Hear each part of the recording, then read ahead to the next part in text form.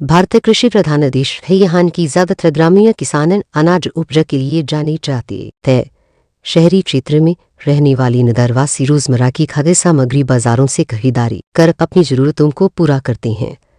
ऐसे में बाजारी में मिलने वाली खाद्य सामग्री केमिकल युक्त होता है, बावजूद लोग इसकी खरीदारी कर रहे हैं। प्रकृति का 2026 कार्यक्रम के माध्यम से शहरी लोगों को जागरूक करने के उद्देश्य से यहाँ कई राज्य से आए कृषकों द्वारा स्टॉल लगाकर लोगों को मैसेज देने की कोशिश की जा रही है। किसानों और ग्राहकों का सीधा समन्वय हो तो ग्राहकों को ताजी अनाज उनके पास मिल सकता है।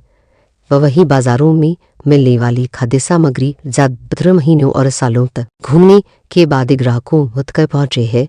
आयोजन समिति के आयोजक इस्तियाक ने बताया कि जो जैविक और प्राकृतिक तरीके हैं खेती करने, जिससे प्रकृति का भी नुकसान नहीं है और शरीर का भी नुकसान नहीं है।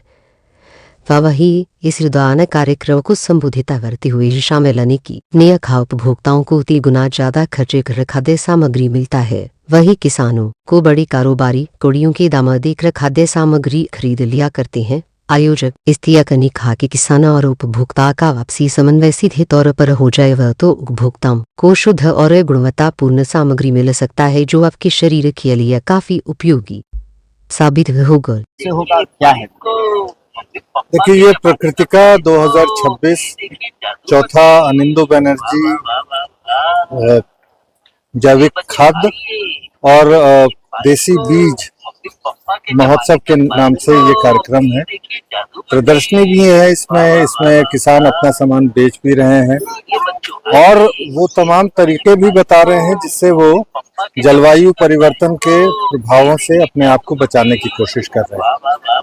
तो ये प्रदर्शनी बहुत सारी चीजों को एक साथ समेटे हुए है। साथ में यहाँ पर देश के लगभग 20 राज्यों से जो एक्सपर्ट्स हैं, रिसर्चर्स हैं, किसान हैं, वो सब आए हैं और सब आपस में बात भी कर रहे हैं दिन भर अलग अलग विषयों पे कि कैसे जैसे अभी जलवायु परिवर्तन हो रहा है उसकी वजह से बहुत सारे जो जंगली जानवर हैं वो अब गांव में आकर के खेतों को तबाह कर रहे हैं।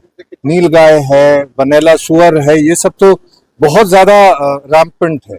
इनके अलावा बहुत तरह की चिड़ियां अब गांव में आकर के फसलें खराब कर रही हैं। तो दरअसल उनका जंगल में काफी नुकसान हो रहा है। जंगल में उनको खाने को नहीं है, इसलिए वो खाने की तलाश में गांव में आ रही हैं। तो इस तरह के बहुत सारे ऐसे टकराव धीरे धीरे करके बढ़ रहे हैं जो प्राकृतिक नहीं।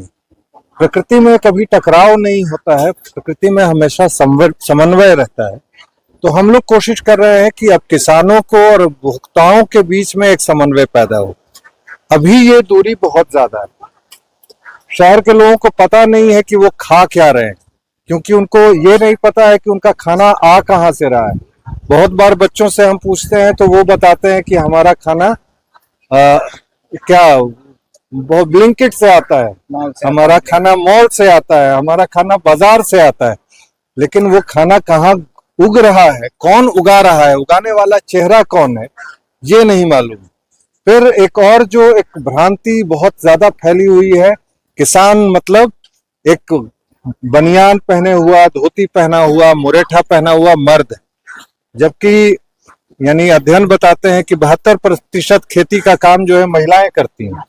लेकिन जहां हम किसान का नाम लेते हैं तो हमारी आंख में जो तस्वीर बनती है वो पुरुष की बनती है। तो वहां भी एक समन्वय की जरूरत है। तो कि जो जैविक तरीके हैं खेती करने के, जो प्राकृतिक तरीके हैं खेती करने के, जिनसे प्रकृति का भी नुकसान नहीं है, हमारे स्वास्थ्य का भी नुकसान नहीं है और मिट्टी हमारी धीरे धीरे करके मजबूत हो, हमारी हवा शुद्ध हो। आप को ये जान करके बहुत ताजुब होगा कि ये हवा में जितना प्रदूषण हम लोग कहते हैं, प्रदूषित हवा हो गई, पॉल्यूशन है इतना, है ना, तो उसमें 6% जो है कार्बन एमिशन जिसको कहा जाता है, वो सिर्फ गलत ढंग से धान उगाने के कारण होता है या गलत वैरायटी का धान उगाने के कारण होता है। तो ये सारी बातें कहीं तो आनी चाहिए, कभी तो आनी चाहिए। हम उपभोक्ता के रूप में चाहते हैं कि सब कुछ हमको सस्ता मिल जाए, तो अच्छी बात है, हमारा अधिकार है कि सस्ता मिलना चाहिए। लेकिन हम महंगा खरीद रहे हैं क्योंकि किसानों को उससे भी बहुत कम दाम मिल रहा है ना। 1/3 दाम मिल रहा है किसान को, और हम उसका यानी तिगुना पे करते हुए भी जहरीला भोजन ही खा रहे हैं। किन किन राज्यों से आए हुए हैं?